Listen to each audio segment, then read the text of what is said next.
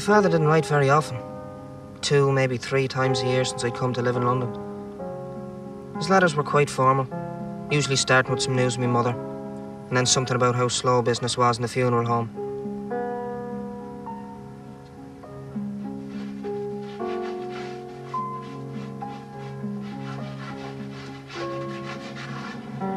They're all going somewhere else to die, Sean. Even that bloody Mrs. Haynes is hanging on for dear life. Then a few lines of news from around the town. Like the American house had been resold. Or the hurling team had lost all their matches. Again. He usually ended his letters here with a few words of fatherly advice, which I always resented. But this time, on the last page, he described something different.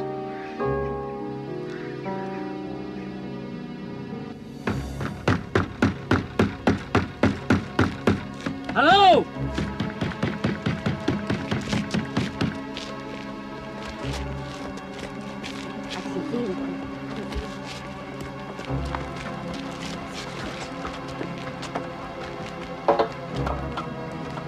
It's locked solid, man. We'll have to go in the front. I'll have to force it.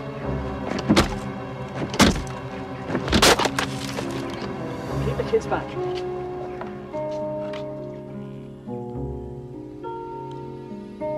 Osobe was dead. He'd come to our town long before I was born, and he'd kept to himself nearly all the time.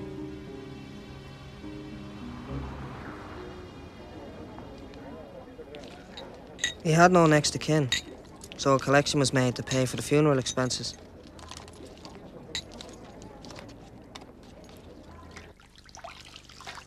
Everyone had had their own story about Osobe. That he'd been interned in a prisoner of war camp in Idaho and come to Ireland to forget it all. Or in Japan, he'd operated slow-drip torture on young Marines. They said he had that kind of face.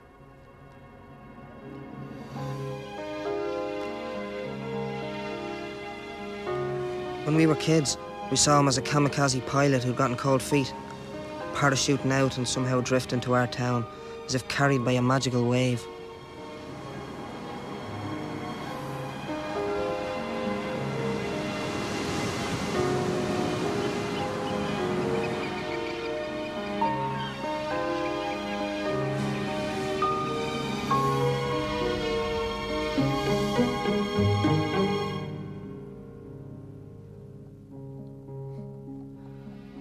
I was 16, and enduring the endless days of a dead summer in a small town.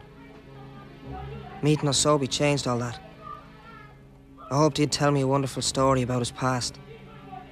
I suppose I wanted to own something of him, to make his history belong to me.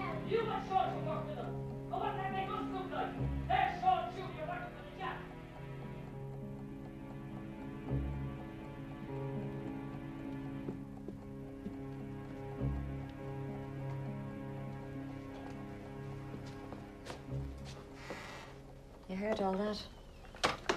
Yeah. I was trying to read.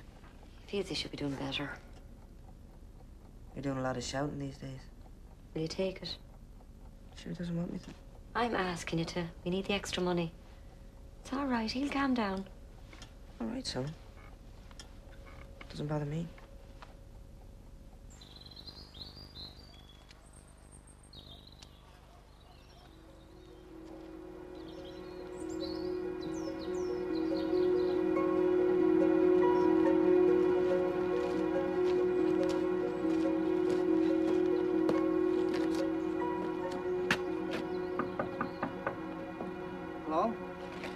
Mr. Osobe? Hey there. Come in. It's open. Welcome, welcome. Come in. Sit here. Mr. Osobe, I've come about a job. My aunt told my mother that you might have some work. You will help me? Very good. Would you like a cup of tea? Yeah. Sit here. Thanks.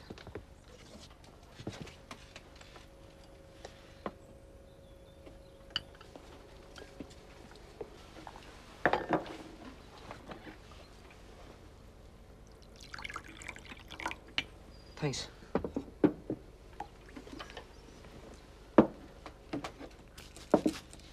So do you want me to work for you? There's a big job in the American house. Will you help me? Yeah. Sure, why not? We'll start this afternoon. Right.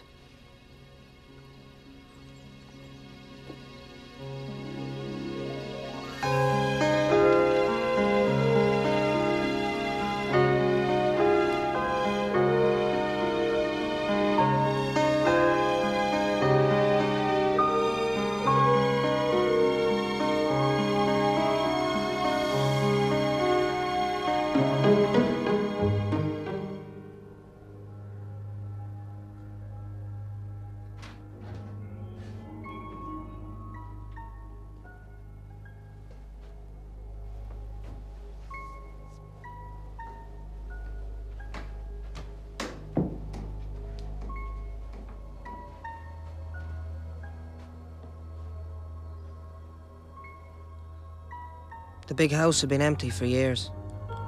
The story was an American millionaire had bought it. And it was rumoured he drove a Cadillac and had 5 good-looking daughters. But nobody arrived that summer, as we set about the task of transforming the house. I spent the first day following Osobe from room to room, watching as he performed the same exact and careful examination of the walls. And he remained silent almost all the time.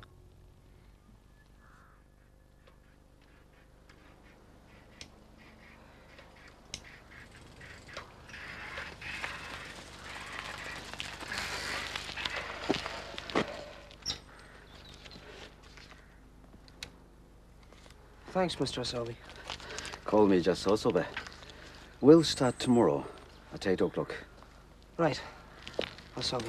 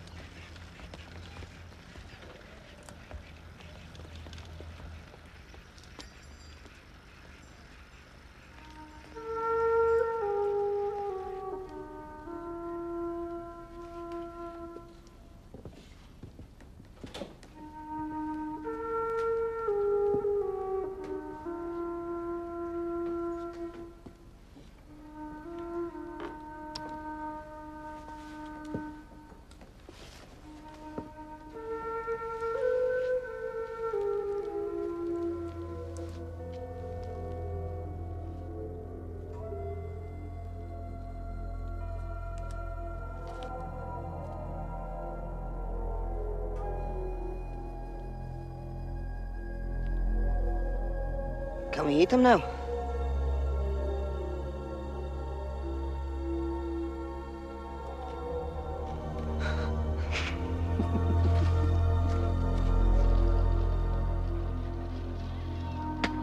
That's Jordan for 2. Will you give it a rest, Ryan?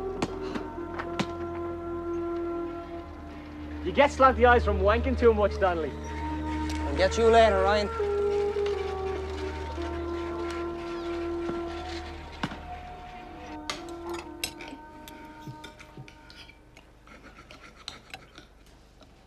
Any money for me, Sean? Yeah, sorry.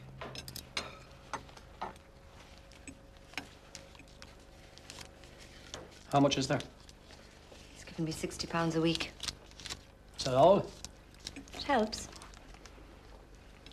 Where does that nip get his money from anyway? Decorating business. Obviously the one to be in at the moment. Does he give you that much every week, Sean? Yeah. Should be more. Gets enough hours out of you anyway.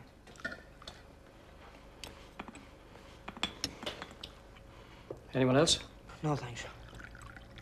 I said no. All right. All right.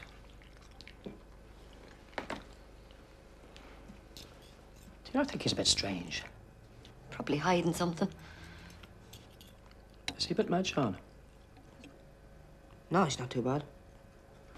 There's madness there anyway. Paddy said he lived in Brazil for a while. Has he ever said anything to you, Sean? No. Hasn't said a word. So how's the new boss then, Donnelly? Does he walk well in shop?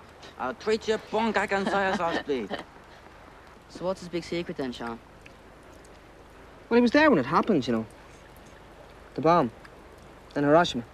For fuck's sake, Donnelly. What bomb? The atomic bomb, you idiot. I'm only telling you what he told me. And why would he tell you? Well, I don't know. Maybe he likes me. Oh, does he? What did he say? Well, he was only around our age when it happened. He was from a well-off family, living near the centre of the city. He was the eldest of 5. He said he loved the war, and he just couldn't wait to be old enough for military service. He would have happily died for the Emperor Hirohito. So by that stage, truth of it was, Japan was losing the war. Teenagers were organised into work gangs, and that's where Osobe found himself one beautiful August morning. He and about 20 others were in a field just outside the city, helping to bring in the harvest. His friend pointed up towards the sky. Before he even had time to turn, there was a lightning flash so vast it was like the sun falling to earth. A boom so loud it knocked him to the ground unconscious. When he woke, there was darkness. Ashes and fire falling from the heavens. Nah, you're a bullshitter, Donnelly. You believe what you want, Paul. I'm only repeating what the man said.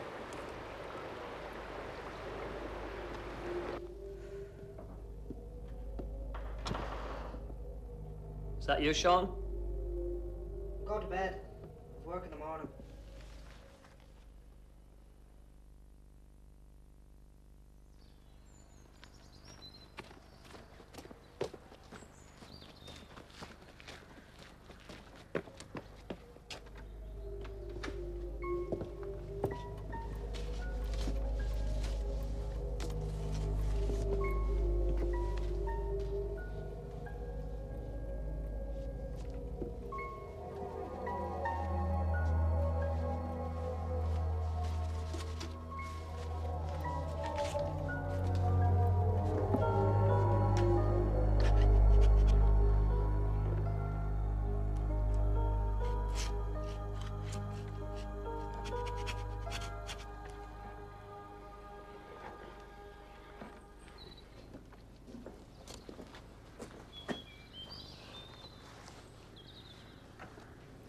Thanks.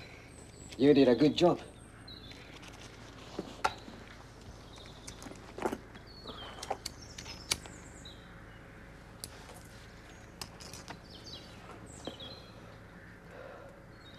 How long have you been here? Only as long as you.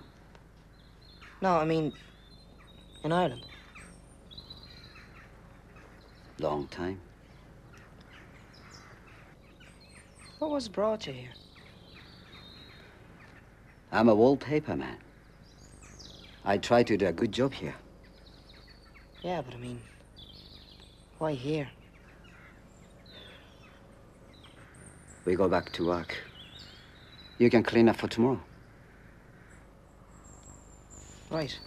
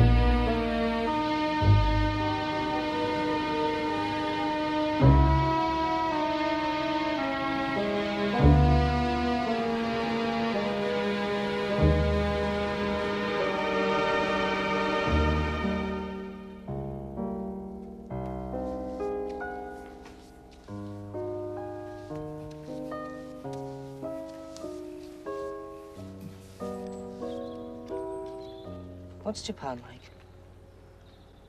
Like anywhere else. Not as beautiful as here. And why did you come here? It was so long ago. It doesn't seem important now. Were you in the war? You ask a lot of questions. Someone told me that you were in Hiroshima. And why did you leave Japan? I can't answer these questions. どこでもよかったのかもしれないな。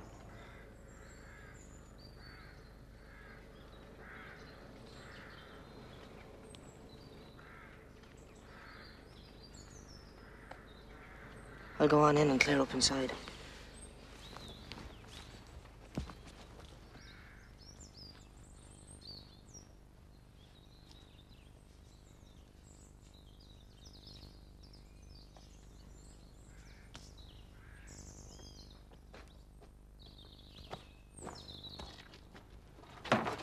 Sure.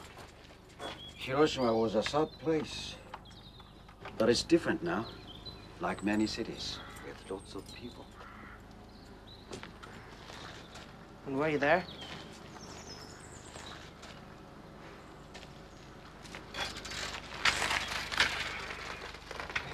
Just a single plane. A lone B-29. Flying across the clear blue sky. Suddenly it turns upwards. With a terrific roar and a golden lightning flash. Anyone who'd seen it had their eyes burnt out in seconds. The flash only lasted for an instant. But anything, including people within a mile, just burst into flames. What was left for the living was worse. He made his way back into the ruined city. People were lying everywhere. Burnt to a reddish black. Bodies horribly swollen. There's one image he can't get out of his mind. 3 schoolgirls pass him. Faces with bodies completely burnt. They hold their arms out in front of their chests. Their hands pointing downwards. From their bodies, something like paper is hanging. It's their skin, peeling off and dangling from their limbs. They staggered through his memory like sleepwalkers. He never found his home or any of his family. They were just gone. His kind became known as hibakushi, survivors of the bomb. They were outcasts in their own land. That's why he began to travel. The pain he faced in Japan was too much for him. He hasn't told me much about his travels yet, but I reckon he settled here because it was the first place he'd been where he found a sense of peace.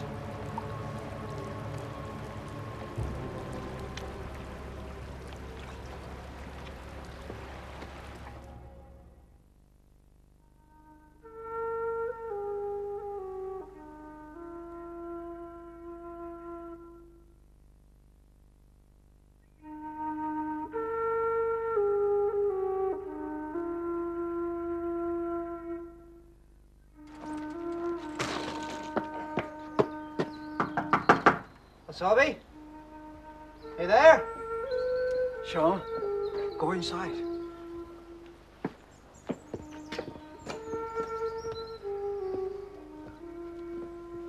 So are we working today? What's going on?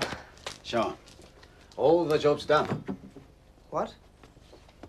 I can still do another week or so if you like. We'll celebrate with a cup of tea. But I thought we were starting the new one in Gorman's today. They changed their mind. No jobs.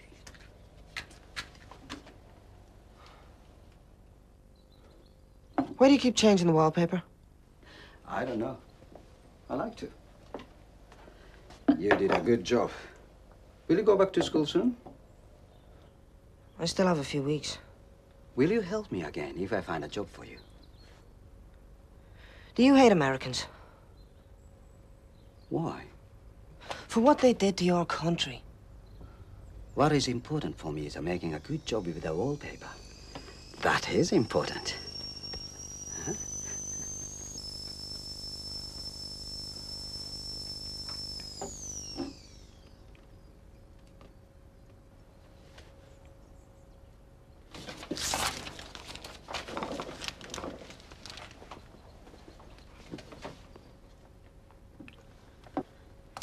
For you. For school time. Thanks, Osobe.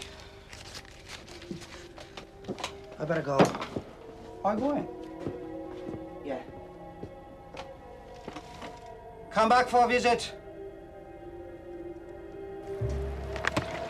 Jesus! Now look what you've done. You did that. Look, just give me the bottle. For fuck's sake. What's wrong with you, Donnelly? Nothing. Would the nip not give you a souvenir from Hiroshima? Fuck off. Oh!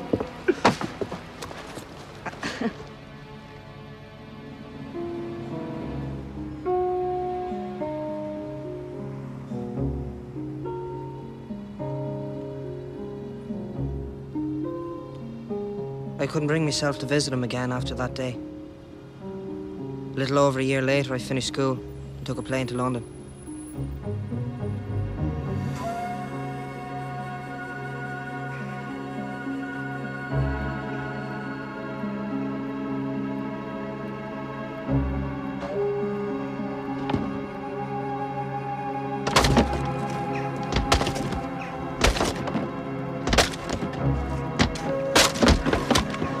Leave the kids back.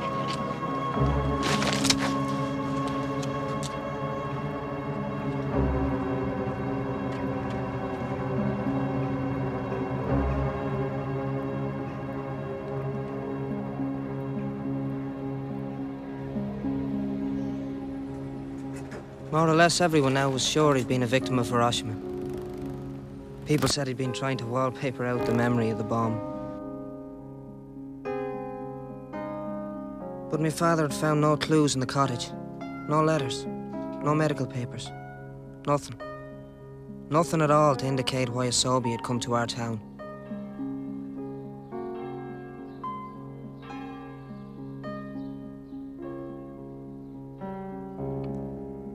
I had relations in places as far away as Nebraska and Ghana, neither of which ever struck me as peculiar. Osobe could have been one of their kind, a wanderer or a misfit, although I never wanted him to be. I wanted him to be a hero, to tell me some incredible story that I could carry inside me forever. Now I'm just glad I had the chance to have spent that time with him.